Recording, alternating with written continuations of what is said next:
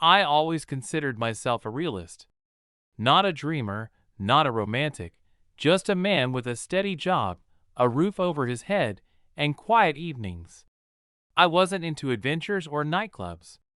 I didn't believe in fate and certainly didn't go looking for love. Everything in life should be simple, no drama.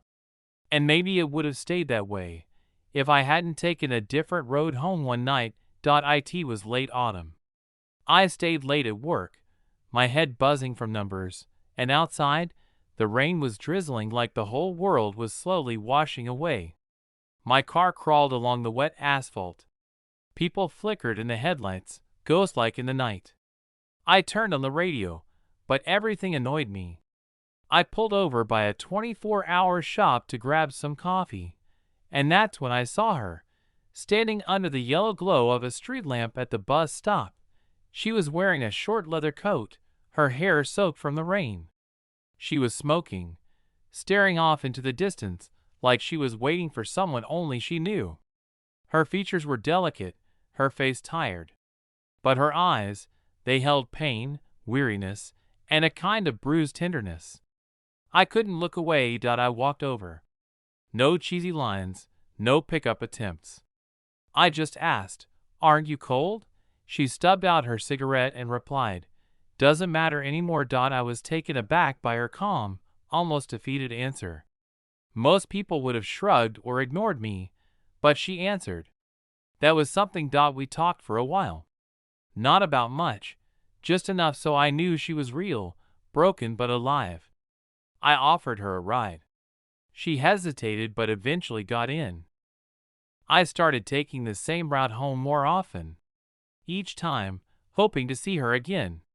She didn't come every day, sometimes disappearing for weeks. But when she was there, we'd talk, not about love, not about dreams, but about life's small things. The kind of things you share when you're afraid of sharing too much. Her name was Haley. She told me about her past in fragments. A house filled with silence and anger, a father who drank too much, a mother who looked the other way. She ran away at 16 and learned to survive on her own. The streets, tough people, debt, bad choices. She spoke about it as if it wasn't her, as if it belonged to someone else. I didn't judge.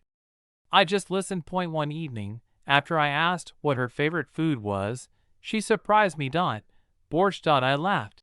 Not exactly American, I said. She smiled for the first time. I cooked that borscht the next day. She came over, hesitant but hungry. The food was simple, but sharing it made something between us real. One night, everything changed. I got a call from a stranger. Haley had been hit by a car near the highway. No ID, no contacts. I raced to the hospital, heart pounding. Seeing her bruised face, tubes everywhere, was like someone had punched me in the chest. The doctor said she needed surgery, fast, or worse things would happen. I didn't have the money. I sold everything, my car, electronics, borrowed from friends. I gave up anything that wasn't nailed down. I would have sold the roof over my head if I could. The surgery went well. Then came the long wait, ICU, then the recovery ward. She didn't speak for days, just stared at the ceiling. I held her hand, whispered silly things to keep her with me. Slowly, Haley started to recover. First the words, then the steps. I watched her relearn how to walk, laugh, live. She moved in with me. At first, it was awkward, crutches, pain, frustration. But we found rhythm. She got a job cleaning a cafe. I tried to help with money. She refused. I want to start on my own, she said firmly. We live simply. I changed jobs to be closer to home. We fought sometimes, but every fight ended in laughter or silent understanding. A year later, on her birthday, I planned something simple but from the heart. In our small kitchen, with the smell of fresh coffee and the city lights shining through the window, I got down on one knee. Haley, you are my life. Will you marry me? She cried. I could see all her fears, her doubts, Fall away in those tears. I'm not worthy. You don't know what you're taking. I know exactly what I'm taking. I'm taking you. The wedding was small, just us, two witnesses, and simple rings we bought on installments. It was perfect. Now we have a daughter, Lily. She's 2.5, with Haley's eyes and my stubbornness. I've lost my fear.